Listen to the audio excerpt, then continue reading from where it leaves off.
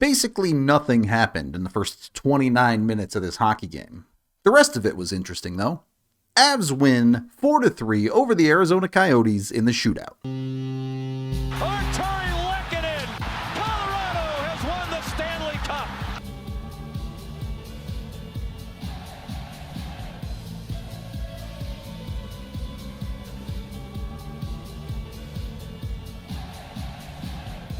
The teams combined for 10 shots on goal total in the first period. We're just not going to pay any attention to it and move on to the parts of this game where things actually happen. The second period was pure Avs dominance. They were the better team. They looked like it. They played like it. They got rewarded for it. It took about halfway through the period, and it technically comes after the power play, but you know it. You love it. The Moose put puck in the net. A dumped-in puck at the end of the power play here, and Connor Ingram is going behind his net to play it. He controls it. He has time. It's a pretty easy play even for a goaltender to make, and he shoots it right into Mikko Rantanen. It gets caught up in Mikko's pads and just kind of goes with him in behind the net. Nobody but Mikko really knows where the puck is until it's too late, and Mikko just gets to turn on his backhand and throw it into the net. I'm seriously starting to feel bad for Connor Ingram. He just has some bad juju when playing against the Avalanche. In many of these games, he doesn't even play that poorly.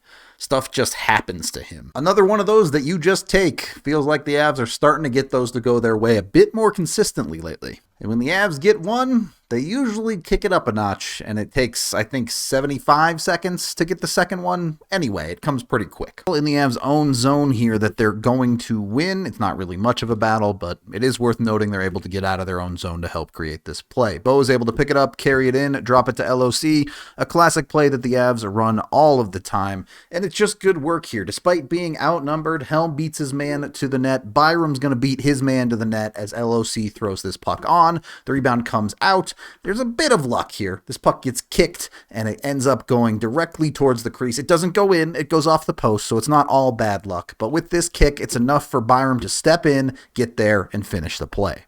Maybe not that much prettier, but a much better goal from Colorado mechanically. A lot of good hard work put into that one, and guys getting rewarded. With 10 games remaining on the season, Byram might just be able to sneak up to that 10-goal mark, which would be pretty neat for a guy who missed so much time. The rest of the second played out pretty simply. The Avs weren't producing the high-octane offense through the second half of it, but they were still controlling the play.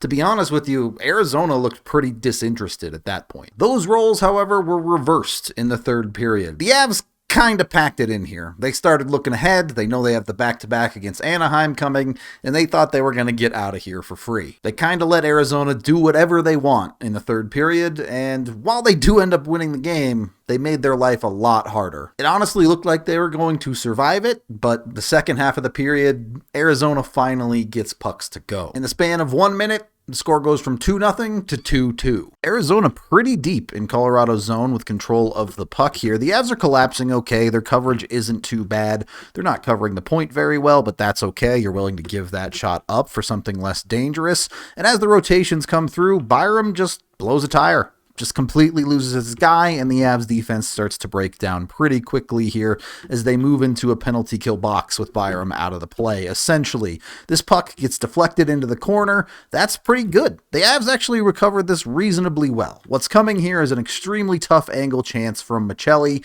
and he just puts a perfect shot on a puck where Georgiev gets caught dropping just enough that it goes through him.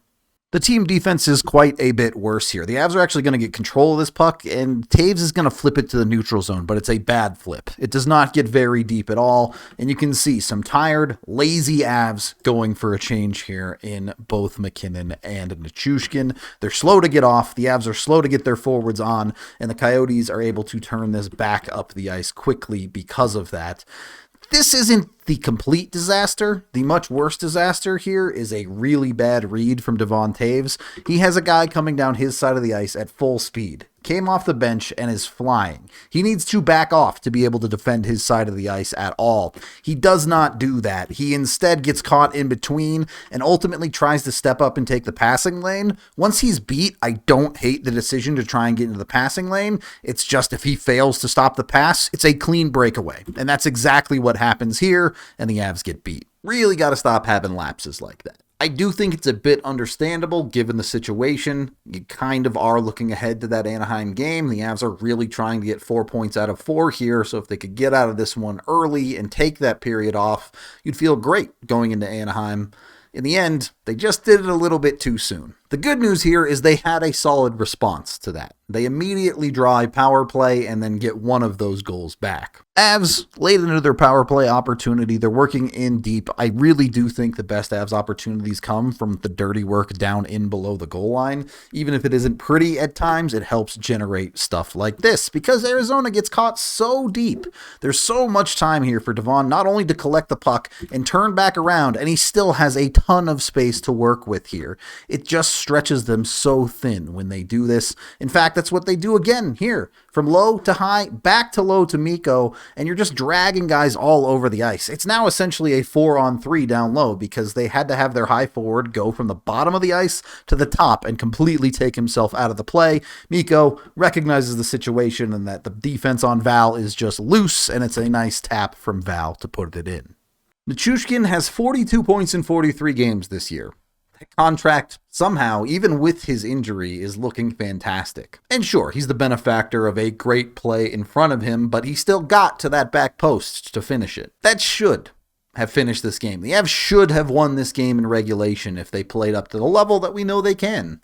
They just didn't quite do that. With less than 5 minutes to go, Arizona ties the game again. This one is a complete nothing play. Arizona coming up the ice, the Avs are completely defended here. They have 4 across the blue line. This should never be a dangerous chance. And to be honest with you, it's really not that dangerous. A completely fanned puck floats through, comes back, and ultimately gets thrown into the corner.